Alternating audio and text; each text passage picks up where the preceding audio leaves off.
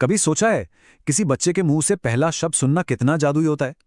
मतलब एक पल तो वो सिर्फ कुछ बेमतलब सी आवाजें निकाल रहे होते हैं और फिर अचानक माँ या पापा बोल देते हैं। ये होता कैसे है? आज हम इसी कमाल के सफर को समझने वाले हैं कि हम इंसान आखिर बोलना सीखते कैसे हैं। तो चलिए शुरू करते हैं।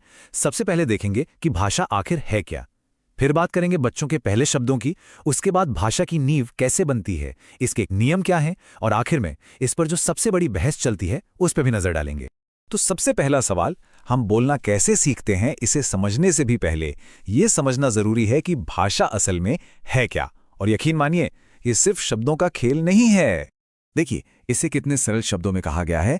भाषा विचारों का आदान प्रदान है। मतलब इसका असली काम कनेक्शन बनाना है।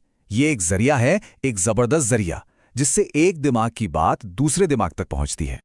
अगर हम सबसे बुनियादी स्तर पर देखें तो भाषा एक टूल है, एक औजार, जिससे हम अपनी जरूरतें पूरी करते हैं और एक दूसरे को समझते हैं।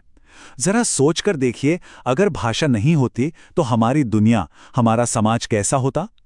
यही तो वो चीज है जो हमें साथ मिलकर काम करने, नई चीजें बनाने और इतने बड़े बड़े समाज बनाने की ताकत देती है। तो ठीक है, अब आते हैं इस कमाल के सफर की शुरुआत पर कि एक बच्चा इस रास्ते पर पहला कदम कैसे रखता है। चलिए उन स्टेजेस को देखते हैं जिनसे लगभग हर बच्चा गुजरता है।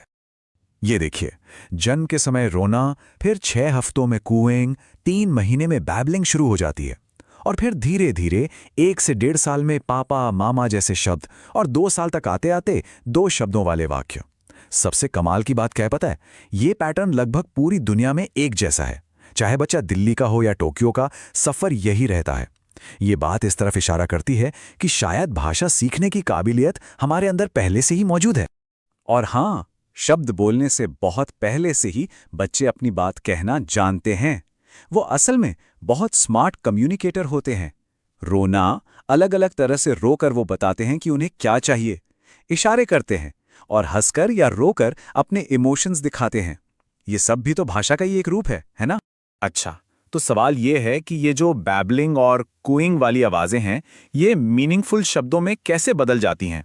इसका जवाब छुपा है भाषा की सबसे छोटी इकाइयों में।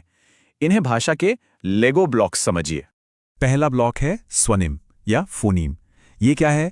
ये किसी भी भाषा में आवाज की सबसे छोटी इकाई है। जैसे अ, ब, क, द। अकेले में इनका कोई मतलब नहीं होता, ये बस एक आवाज है। जैसे ये सारी अलग अलग आवाजें हैं, यही हैं स्वनिम, जो मिलके हमारे शब्द बनाती हैं। और मजे की बात यह है कि हर भाषा के अपने अलग स्वनिम होते हैं। तभी तो कुछ आवाजें किसी एक भाषा को बोलने वालों के लिए आसान होती हैं और दूसरों के लिए मुश्किल।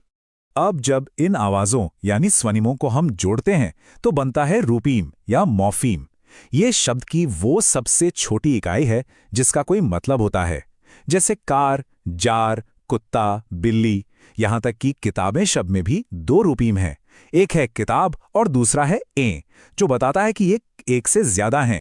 चलिए, तो हमारे पास अब लेगो ब्लॉक्स तो आ गए, लेकिन सिर्फ ब्लॉक्स के ढेर से तो कुछ नहीं बनता, है ना? उन्हें जोड़ने के लिए नियम चाहिए, एक इंस्ट्रक्शन मैनुअल चाहिए। भाषा का भी बिल्कुल यही हिसाब है। तो भाषा को सही से काम करने के लिए 2 चीजों की जरूरत पड़ती है। एक है मतलब, जिसे हम सिमेंटिक्स कहते हैं, और दूसरी है बनावट या ढांचा, जिसे सिंटैक्स कहते हैं। चलिए इन दोनों को समझते हैं। पहले बात करते हैं सिमेंटिक्स की, यानी अर्थ की। यहां एक उदाहरण देखिए। एक शिक्षक चाय पीता है। यह सुनने में बिल्कुल ठीक लगता है, लेकिन अगर कोई कहे एक शिक्षक चाय खाता है, तो ग्रामर तो ठीक है, पर बात में कोई तुक नहीं है। चाय खाई नहीं, पी जाती है।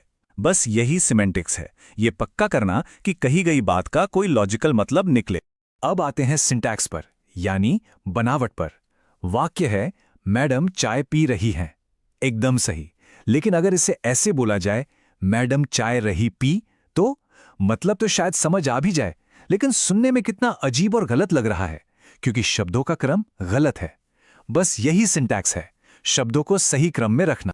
तो अब सबसे बड़ा सवाल, ये जो इतने मुश्किल नियम हैं सिमेंटिक्स और सिंटैक्स के, इन्हें हम इतनी आसानी से बचपन में ही कैसे सीख जाते हैं? क्या हम ये सब पैदा होने के बाद सीखते हैं, या फिर ये काबिलियत हमारे अंदर पहले से होती है? ये भाषा विज्ञान की सबसे बड़ी और सबसे दिलचस्प बहसों में से एक है। इस बहस में 3 बड़े नाम सामने आते हैं। पियाजे का कहना था कि पहले हमारे दिमाग में विचार आते हैं और फिर उन्हें बताने के लिए भाषा आती है। वाइगॉत्स्की ने कहा कि नहीं, भाषा तो हम समाज में लोगों से बातचीत करके सीखते हैं। और फिर आते हैं चॉम्स्की, जिनका कहना था कि हम भाषा सीखने की एक अंदरूनी क्षमता के साथ ही पैदा होते हैं। चॉम्स्की का आइडिया बहुत मशहूर हुआ। उनका कहना था कि हम इंसानों के दिमाग में एक लैंग्वेज एक्विजिशन डिवाइस या एलएडी पहले से ही फिट होता है। मतलब एक तरह का यूनिवर्सल ग्रामर हमारे अंदर जन्म से ही होता है। यही वजह है कि बच्चे बिना किसी खास ट्रेनिंग के भी ग्रामर के मुश्किल नियम इतनी जल्दी पकड़ लेते हैं। लेकिन इस बहस का एक दूसरा पहलू भी है, वो है बिहेवियरिस्ट अप्रोच। ये लोग मानते हैं कि भाषा कोई जन्मजात चीज़ नहीं है, इसे हम बिल्कुल वैसे ही सीखते हैं जैसे कोई और हुनर सीखते हैं, यानी प्रैक्टिस, कोशिश और बार बार दोहराकर। जैसे बच्चा दूध बोलता है, उसे दूध मिल जाता है, तो वो सीख जाता है कि इस शब्द को बोलने से क्या होता है। तो आखिर में सवाल यही रह जाता है, क्या भाषा हमारे अंदर कुदरती तौर पर होती है या हम उसे अपने आसपास के माहौल से गढ़ते हैं? ये बहस आज भी जारी है। शायद सच इन दोनों के कहीं बीच में छुपा है। ये सोचना वाकई दिलचस्प है।